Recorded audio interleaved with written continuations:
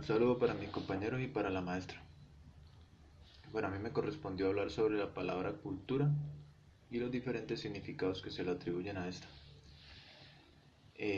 Voy a abordar el tema a partir de la obra Cultura, una reseña crítica de conceptos y definiciones.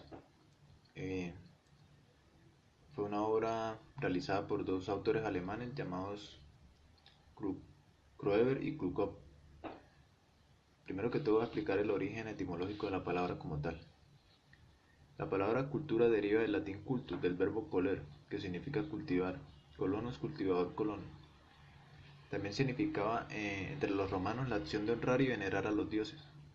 Más que todo relacionado al culto de estos, el culto a lo hermoso, el culto a los muertos también. Fue a partir de Cicerón que se le adjudicó un carácter metafórico, ya que este comparó el espíritu vasto del hombre con un campo sin cultivar, y a su educación y formación espiritual como el cultivo de dicho campo. También se refería a que la filosofía era el cultivo del alma. Así pues, la palabra cultura deriva de una metáfora, y pasó con este carácter a casi todas las lenguas europeas. Bueno, este concepto fue un concepto clásico de cultura, y también se puede decir que excluía las actividades utilitarias, las artes y los trabajos manuales, ya que se basaba más que todo en la formación intelectual del ser humano. Posteriormente, en la Edad Media, eh, la cultura se utilizó el término para referirse al culto religioso, principalmente a la preparación del hombre a través de sus deberes religiosos. Ya en el Renacimiento la palabra fue usada más que todo con un significado de sabiduría.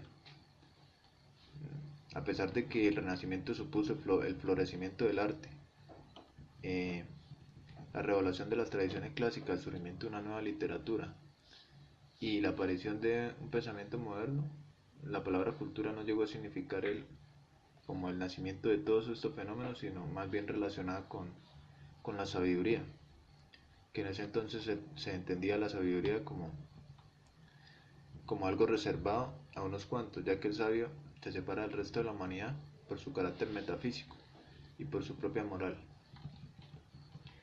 Bueno, el término vuelve a reaparecer a mediados del siglo XIX y con contenidos distintos, y hace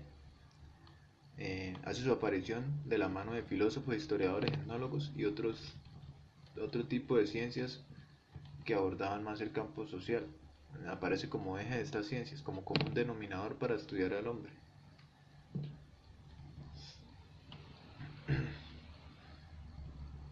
Bueno, hay unas formas tradicionales de abordar la cultura o de entender la cultura. Eh, Son las formas comúnmente empleadas para definir el término. Bueno, son las siguientes. La cultura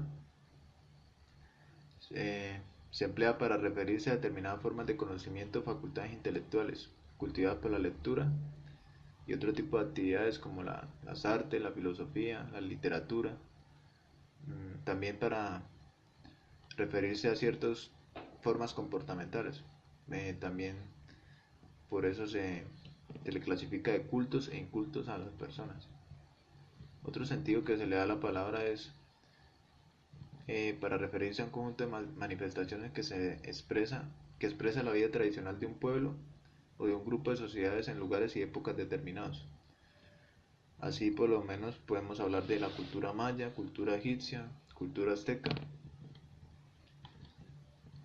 También se utiliza en el ámbito de la antropología y la sociología, cuando se hace referencia a una forma de vida o comportamiento determinado en un sector social, diferenciándolo explícitamente, cuando se dice la cultura de los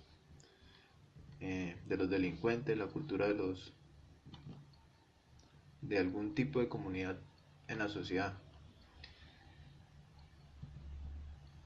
Bueno, debido a la proliferación de significados para la palabra cultura, fue que estos estudiosos alemanes Kroeber y Klukov eh, se enfocaron en realizar su trabajo Cultura, una reseña crítica de conceptos y definiciones. en el cual abarcan 161 definiciones válidas.